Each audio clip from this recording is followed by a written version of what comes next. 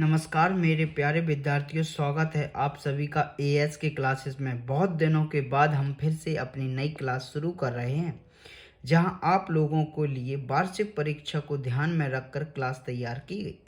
इसलिए थोड़ा समय लग गया वापस क्लास लेने में। अब टेंशन लेने की ज़रूरत नहीं है, अब डेली क्लास लगेगी भैया।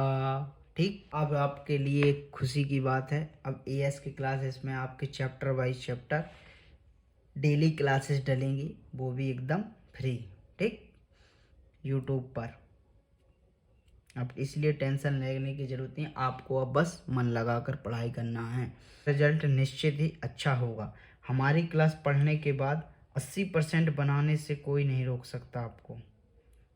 अगर आप रेगुलर क्लास अटेंड करेंगे तो आपके निश्चित मानिए कि आपके 70 से 80% बनेंगे। तो चलिए, बायोलॉजी की इस नई दुनिया में कदम रखिए।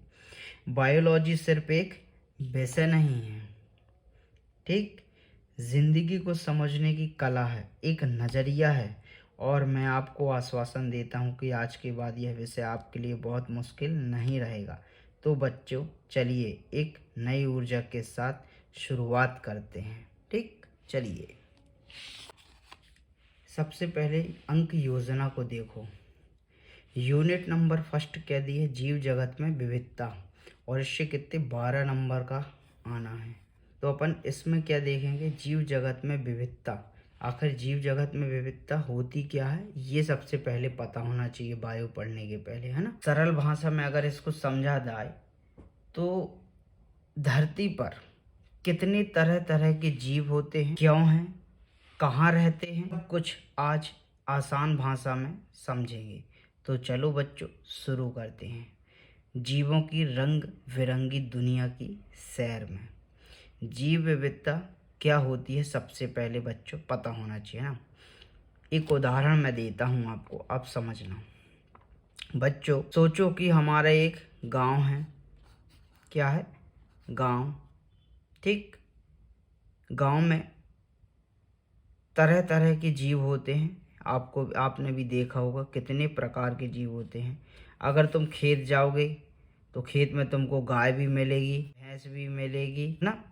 आप तालाब जाओगे तो तालाब में आपको क्या मिलेगा, मछली भी मिलेगी, मेंढक भी मिलेगा। और घर में रहोगे आप तो आपको कुत्ता भी मिलेगा। गाँव में भी रहता है कुत्ता, लेकिन पालतू कुत्ता घर में मिलेगा, बिल्ली भी मिलेगी। तो आप लोगों को क्या समझ में आया इससे? तो अब इससे आप क्या समझे कि हमारे आसपास आपको क्या देखा। आप ध्यान से देखोगे तो हर जीव अलग अलग है ना। बिल्ली अलग, कुत्ता, गाय अलग, भैंस अलग, मेंढक अलग, मछली अलग, सब अलग अलग हैं। ठीक, तो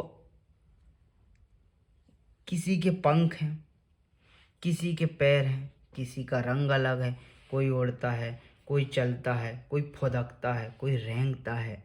तो इन अलग अलग जीवों की गिनती और उनके बीच का अंतर ही जीव विविधता है ना। उनके बीच में अंतर है। देखो, कुत्ता अलग है, बिल्ली अलग, गाय अलग, भैंस अलग, मछली अलग, मेंढक अलग, तो सब जो है अलग अलग है ना। तो सीधी सी भाषा में ये बोला जाए, अगर सरल भाषा में, कि धरती पर जितने भी तरह के जीव हैं उसी को जीव विविधता कहते हैं। क्यों? क्योंकि अलग अलग हैं। ये देखो, कुत्ता अलग, गाय अलग, भैंस अलग, ये सभी एक ही जगह रहते हैं और एक ही दुनिया में, एक ही ज़मीन में, एक ही जगत में, तो सब अलग अलग है ना। तो इसीलिए कहते हैं जीव जगत में विविधता। ये जीव हैं, ये जगत है, इस संसार में जीवों में विविधता है। आप जम्मू कश्मीर जाओगे तो वहाँ अलग प्रकार के कुत्ता बिल्ली मिलेंगे, है ना, और शेर भी अलग प्रकार के मिलेंगे। वहाँ का रहवास आपको देखना अलग मिलेगा। क्यों? क्योंकि वहाँ हमेशा ठंड होती है, तो वहाँ के जो जीव जंतु होंगे अलग तरह से सरवाइव कर लेते हैं। तो इसलिए विविधता है। आप नॉर्थ में चले जाएंगे, नॉर्थ भारत में तो अलग, साउथ में अलग, ईस्ट में अलग, है ना। तो इस प्रकार से सभी दिशाओं में आप जहाँ जहाँ भारत में जाओगे आपको अलग अलग तरह के जीव मिलेंगे, अलग अलग प्रकार के पेड़ पौधे मिलेंगे। इसी को कहते हैं जीव जगत में विविधता, कि आपको एक सा माहौल कहीं ना देखने को मिलेगा। हर जगह आपको अलग अलग माहौल देखने को मिलेगा, अलग अलग जीव देखने को मिलेंगे। वहाँ के जीव वहाँ के वातावरण के अनुसार अपने आप को ढाल लेते हैं ना। तो इसीलिए कहते हैं जीव जगत में विविधता, कि ये जो जीव है, ये जगत है जो, तो जीवों में विविधता पैदा करता है कि नहीं। अपने वातावरण के अनुसार जीव जो हैं अपने अपने स्थान में, अपने अपने जगह में, अपने आप वातावरण के अनुसार रहना पसंद करते हैं ना। इसी को कहते हैं जीव जगत में विविधता। ठीक, जीव जगत को अपन समझेंगे। अध्याय 1 जीव जगत। पृथ्वी पर पाए जाने वाले सभी जीवित प्राणियों और पौधों के समूह को जीव जगत कहते हैं। देखो क्या बोल रहा हूँ मैं कि पृथ्वी पर पाए जाने वाले सभी जीवित प्राणियों और पौधों के समूह को, इन सब के, देखो ये गाय भैंस कुत्ता बिल्ली पेड़ पौधे है ना, पेड़ पौधे हो गए और जीव जंतु हो गए, सब इन सब के समूह को ही जीव जगत कहते हैं। ये सभी जीव अपने आकार बनावट रहन सहन खान पान स्थान भोजन व्यवहार में अलग अलग रहते हैं, है ना। जैसे मनुष्य हो गए, जानवर हो गए, पक्षी हो गए, कुत्ता बिल्ली भैंस गाय, ये सभी जो हैं अलग अलग तो हैं। तो वही कहना चाहूँगी, पृथ्वी पर पाए जाने वाले सभी जीवित प्राणियों और पौधों के समूह को ही जीव जगत कहते हैं। ठीक, अब अपन आगे पढ़ते हैं। सबसे पहले मैं आप लोगों को वस्तुनिष्ठ पढ़ाऊंगा। 1 नंबर का क्वेश्चन बहुत ही इम्पोर्टेंट होता है भैया, सीधे सीधे आपको टिक करना है और 1 नंबर पाना है, कुछ नहीं करना, टिक करना 1 नंबर। तो इसमें सबसे अच्छा आपको रिजल्ट दिखाना है। आप सबसे अच्छी तैयारी 1 नंबर के लिए की। अगर 1 नंबर आपके सही रहेंगे तो आप क्वेश्चन आंसर ज़्यादा याद ना भी रहेंगे आपको, तो आपका रिजल्ट अच्छा चला जाएगा, है ना। लेकिन यहाँ नंबर नहीं कटना चाहिए, टिक भर करना है और 1 नंबर मिल जाएगा आपको, है ना। तो इसलिए यहाँ पर विशेष ध्यान दीजिए। ठीक, सबसे पहला सही विकल्प चुनकर लिखिए, दिया गया है पहला क्वेश्चन। तो सबसे पहले वर्गीकरण की सबसे बड़ी इकाई है, पहला ही क्वेश्चन है, वर्गीकरण की सबसे बड़ी इकाई है। तो पहले तो पता होना चाहिए कि वर्गीकरण क्या होता है भैया। जीवों को उनके गुण लक्षण के आधार पर अलग अलग समूह में बांटना। जैसे आपने देखा होगा हमारा गांव है, मान लीजिए, तो गांव में मान लो मेला लगा है, तो आपने देखा होगा मेले में क्या होता है कि मेले में मिठाई वाले की जो दुकान होती है वो अलग होती है, कपड़े वाले की अलग होती है, खिलौने वाले की अलग होती है ना, और जूते चप्पल वाले की अलग होती है, झूले वाले का अलग एरिया होता है। तो इस प्रकार से अगर देखा जाए तो गांव में अगर मेला लगता है ना, तो मेला लगता है जब, तो आपने देखा होगा अपने आसपास गांव में, आप भी गांव के होंगे शहर के होंगे, सब जगह मेला लगता है। तो आपने देखा होगा सबको अलग अलग स्थान मिला है एक निश्चित, कि आप यहाँ दुकान लगाइए, आप यहाँ आप यहाँ आप यहाँ ना। तो सबको पता है मिठाई की दुकान यहाँ, खिलौनों की यहाँ, कपड़े की यहाँ, है ना, झूला यहाँ है, मान लीजिए जूते चप्पल यहाँ हैं। तो सबको एक निश्चित स्थान दिया गया है। क्यों? क्योंकि व्यक्ति को ढूंढने में ताकि दिक्कत न जाए, इसीलिए ना। ठीक इसी प्रकार वर्गीकरण का फॉर्मूला है, आप बड़े ही आसान तरीके से समझिए, धीरे धीरे समझिए, मस्त ध्यान पूर्वक सुनना वर। तो सबको अलग अलग जगह में रखा जाता है ताकि क्या करें, लोग आसानी से इसे ढूंढ लें, है ना। कोई जल्दी कहे मिठाई वाले के यहाँ हूँ मैं, तो आप जल्दी से सीधे मिठाई वाले के यहाँ पहुँच जाओगे, आप इतनी जगह ढूंढते न रहोगे। क्यों? क्योंकि आप उसका निश्चित स्थान है। इसी तरह इसको भी इसी प्रकार वैज्ञानिकों ने वर्गीकरण किया जीवों के मामले में। ठीक इसी तरह वैज्ञानिकों ने भी धरती पर जितने भी जीव हैं सबको उनके लक्षणों के आधार पर अलग अलग रख दिया है भैया, अलग अलग ग्रुप में बांट दिया, A B C D E, इस प्रकार से, मतलब उनको भी अलग अलग ग्रुप में रख दिया ताकि सबको पहचानने में सहूलियत जाए, है ना। इसी को कहते हैं वर्गीकरण। मान लीजिए जैसे देखिए, एक और साधारण उदाहरण दे रहा हूँ मैं आपको। मान लीजिए एक स्कूल है, स्कूल में मान लो 200 बच्चे हैं, 200 बच्चे को अलग अलग वर्ग में रखा गया होगा ना, उनका नाम होगा ना, उनका पता होगा ना, है ना, उनके पिताजी का नाम हो सकता है कि एक ही नाम के कई बच्चे हों, लेकिन उनके पिताजी के नाम से उनको पहचाना जाता हो, है ना। तो अलग अलग ग्रुप में उनको रखा जाएगा सबको, ताकि बच्चों को पहचाना जा सके। भाई इतने 200 बच्चे सब एक से हैं, एक से ड्रेस में हैं, तो उनको पहचानना में दिक्कत जाएगी, इसलिए उनको सबको अलग अलग ग्रुप में रखा जाता है। अब जैसा ए है तो ए को इसको अलग नाम दे दिए, इसको अलग, इसको अलग, इसको अलग, इसको अलग। एक से लक्षण वालों को इसमें रखी, इसमें रखे, इसमें रखे, इसमें सबको अलग अलग रखे, है ना। तो इसी को वर्गीकरण कहते हैं। ठीक, समझ गए ना। कुल मिला के पहचान करने के लिए सबको अलग अलग में रखा जाता है कि जल में रहने वाले जीवों को अलग, थल में रहने वालों को अलग, हवा में रहने वालों को अलग, रेंगने वालों को अलग। इस प्रकार सबको अलग अलग वर्ग में बांट दिया गया ताकि लोगों को, वैज्ञानिकों को उनके बारे में अध्ययन करने में, उनके बारे में जानने में, उनको पहचानने में कोई दिक्कत ना जाए, उनके नाम याद करने में कोई दिक्कत ना जाए, है ना। इसलिए सबको अलग अलग ग्रुप में डाल दिया गया, वर्गीकृत कर दिया गया, अलग अलग कर दिया गया, है ना। ठीक, तो इसी को वर्गीकरण कहते हैं। तो वही लिखा कि वर्गीकरण की सबसे बड़ी इकाई क्या है, तो वर्गीकरण की सबसे बड़ी इकाई जगत है। बिल्ली, कुत्ता, गाय, भैंस, है ना, मछली भी मिलेगी, सब चीज़ें मिलती हैं। और ज़मीन में अगर देखोगे, चलेंगे तो नीचे छोटी छोटी चींटियाँ, कीड़े मकोड़े, ये सब मिलते हैं। यहाँ जगत लिखा, शायद अच्छे से वो नहीं हुआ है, जगत लिखा। ठीक, फिर अगला क्या है, पौधों एवं जंतुओं के वर्गीकरण की मूलभूत इकाई है। क्या है इसकी इकाई, बताइए भैया। जाति। द्विपद नामकरण पद्धति किसने प्रतिपादित की थी? ये बहुत इंपॉर्टेंट क्वेश्चन है, बहुत बार पूछा जा चुका है इस क्वेश्चन को परीक्षाओं में। द्विपद नामकरण पद्धति किसने प्रतिपादित की? तो केवल अभी आप इसका नाम पढ़िए। द्विपद नाम पद्धति क्या होता है आगे अपन जानेंगे। तो लिनियस नाम के एक वैज्ञानिक थे, इन्होंने द्विपद नामकरण पद्धति दी, है ना। ठीक, उसके बाद सबसे इम्पोर्टेंट क्वेश्चन जो कि 1 नंबर के लिए याद, आम का वैज्ञानिक नाम क्या है? तो आम को इंग्लिश में क्या कहते हैं? मैंगो। मैंगो से याद रखो मैंगी फेरी इंडिका। और आगे बस इतना ही इम्पोर्टेंट, सबसे ज़्यादा यही इम्पोर्टेंट है मेरे ख्याल से। ठीक, और एक क्वेश्चन और है इम्पोर्टेंट, ये वाला। कौन सा? 5 जगत वर्गीकरण पद्धति प्रतिपादित की थी, तो RH हेक्टेयर ने। ठीक, अब अपन आगे चलते हैं सही जोड़ी में। सबसे इम्पोर्टेंट सही जोड़ी, उचित संबंध जोड़िए।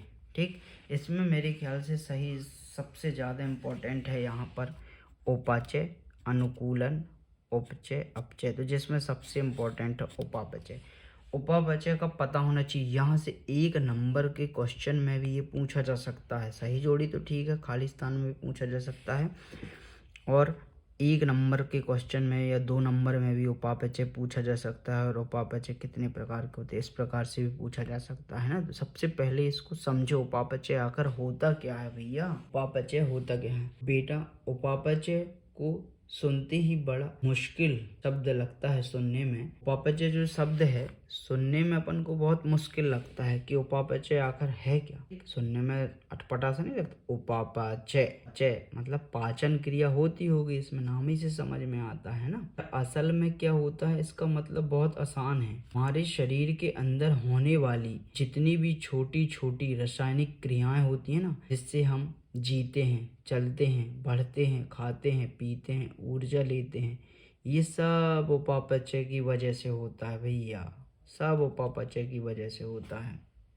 देसी भाषा में अगर कहा जाए, जैसे हमारे गांव में चूल्हा या गैस में खाना बनता है, लकड़ी तो जलती होगी, रोटियां सिकती हैं, उसमें सब्जी बनती है। इसी तरह हमारे शरीर में भी भैया अदृश्य चूल्हा जलता रहता, मतलब जो दिखता तो नहीं है मगर अंदर जलता रहता है ना। इस चूल्हे पर भी खाना टूटता है, ऊर्जा बनती है, नया शरीर बनता है, खराब चीजें निकल जाती हैं, हट जाती हैं। इसी को कहते उपापचय। कुल मिलाकर भोजन को जो अंदर पचाता है उसी को कहते हैं उपापचय।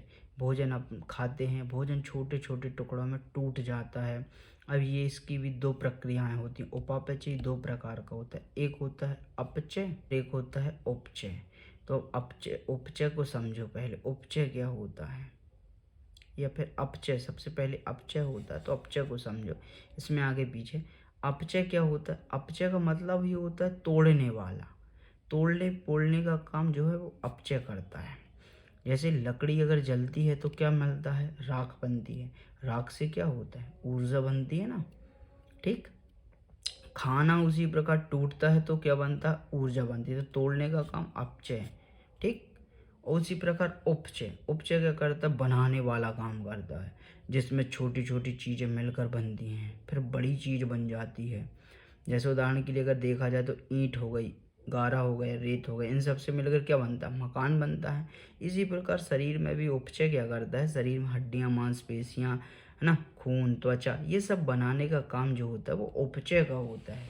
सीधी सी बात है, आसान भाषा में समझो अगर, उपापचय का मतलब होता है कि जितनी भी अपने शरीर के अंदर रासायनिक क्रियाएं होती हैं, जैसे भोजन का पचना, सांस लेना, और जो भी अंदर क्रियाएं होती हैं, है ना, भोजन का पाचन क्रियाओं में बड़ी आंत में जाना, छोटी आंत में जाना, उसके बाद टूटना छोटे छोटे भागों में, एनर्जी, ग्लूकोज बनना, एनर्जी बनना, तो ये सब उपापचय के अंतर्गत ही ये सभी क्रियाएं होती हैं ना। कुल मिलाकर जितनी भी अंदर हमारे शरीर में रासायनिक क्रिया होती हैं वो सब उपापचय के कारण होती हैं, ठीक। उसी को उपापचय कहते हैं, ठीक है भैया। तो इस प्रकार से, और आगे अपन इम्पोर्टेंट क्वेश्चन में आपको अगर बताऊं तो 1 नंबर वाले सबसे ज़्यादा इम्पोर्टेंट क्वेश्चन है यहाँ पर, ठीक, 1 नंबर।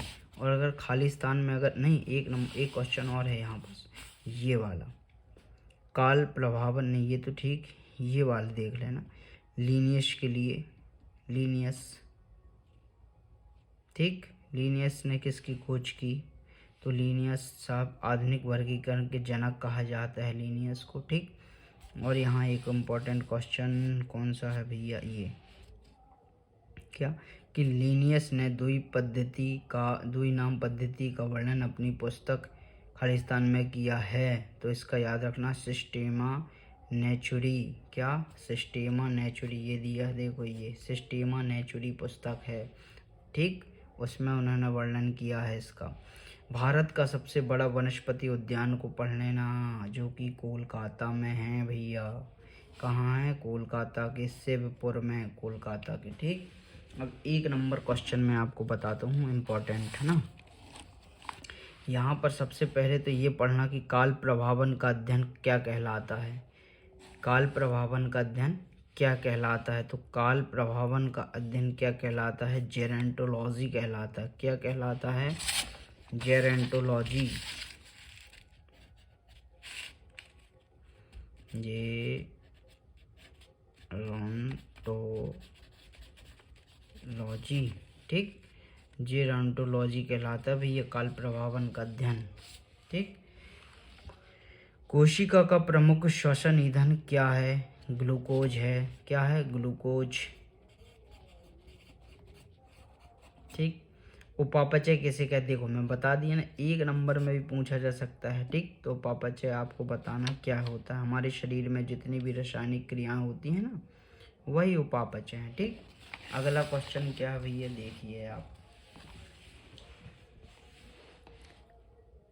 नामकरण की सबसे छोटी इकाई क्या है, तो जाति है। क्या है नामकरण की सबसे छोटी इकाई, जाति। उसके बाद सबसे अंत में मरने वाली कोशिकाएं कौन सी होती हैं, तो ये मस्तिष्क की कोशिकाएं होती हैं। किसकी, मस्तिष्क की। किस चीज़ की होती हैं भैया, सबसे इम्पोर्टेंट है ये, मस्तिष्क की कोशिकाएं, ठीक। और इसके बाद एक इम्पोर्टेंट क्वेश्चन ये 1 नंबर के लिए, ICZN का पूरा नाम क्या है, तो ICZN का पूरा नाम जो है ना भैया, international code of zoological nomenclature है। एक अंतर्राष्ट्रीय एक संगठन है जिसका उद्देश्य क्या होता है कि जितने भी विश्व में जीव जंतु हैं उनका जो भी नाम रखा जाता है, तो एक नाम अगर रखा गया है, जैसे आम का नाम है मैंगीफेरा इंडिका, तो वो पूरे विश्व में उसको वैज्ञानिक नाम और वो किस वर्ग में रखा गया है, उसी वर्ग में पूरे विश्व में रखा जाएगा, उसी नाम से पूरे विश्व में जाना जाएगा। ये नहीं कि भारत में अलग नाम से जाना जाने लगे और अफ़गानिस्तान में अलग नाम से जाना जाने लगा, नहीं। जिस नाम से वो भारत में जाना जाता है उसी नाम से अमेरिका में, उसी नाम से पाकिस्तान में, उसी नाम से जापान में जाना जाएगा, ये नहीं कि उसका वर्ग चेंज कर दिया जाए, उसका नाम चेंज कर दिया जाए, नहीं। ICZN इसी का पूरा ख्याल रखता है और इसकी देख रेख करता है, ये एक संगठन है, ठीक। तो इसका पूरा नाम याद रख लेना, international code of zoological nomenclature होता है, ठीक है। ये पूछा जाता है। इसका उद्देश्य क्या होता है भैया, तो जीवों के वैज्ञानिक नामों में एक रूपता और स्थिरता बनाए रखना, कि जितने भी जीव हैं ना, उनके जो नाम हैं उनके नामों में एक रूपता और स्थिरता, ये नहीं कि कोई भी कभी भी बदल दे, नहीं। एक बार जो नाम रख गया, डिसाइड हो गया, वो हमेशा ही उसका नाम रहेगा, है ना। इसी प्रकार एक इम्पोर्टेंट क्वेश्चन और है, टैक्सोनॉमी शब्द किसने और कब दिया, ये भी इम्पोर्टेंट क्वेश्चन है भैया, इसको भी पढ़ना है अपन को। तो डी कंडोली ने दिया 1813 में। और एक और क्वेश्चन है ये, ICBN का पूरा नाम, इसी की तरह ये भी है, बस इसमें क्या है, जूलॉजिकल है तो इसमें बॉटनिकल है, ठीक। बाकी सेम पूरा नाम वही है, इसका भी काम वही है, ये वनस्पति जीवों का ख्याल रखता है, ठीक। इसका भी उद्देश्य वही है ना। इसका भी पूरा नाम याद कर लेना, international code of botanical nomenclature होता है इसका पूरा नाम, ठीक। तो आज की क्लास को हम यहीं समाप्त करते हैं। आज 1 नंबर वाले आपके सभी क्वेश्चन हो गए इम्पोर्टेंट। अब मैं आपको अगली क्लास में क्वेश्चन आंसर सॉल्व करवाऊंगा, उनको डिटेल में समझाऊंगा, ठीक। पूरे क्वेश्चन आंसर जितने भी होंगे उनको मैं आपको पूरा डिटेल में समझाऊंगा, और कौन कौन आ सकते हैं वो भी IMP समझाऊंगा, ठीक आपको, कि कौन कौन से IMP पेपर में आ सकते हैं, ठीक। आज की क्लास हम यहीं समाप्त करते हैं। आपका दिन शुभ हो, ठीक। धन्यवाद।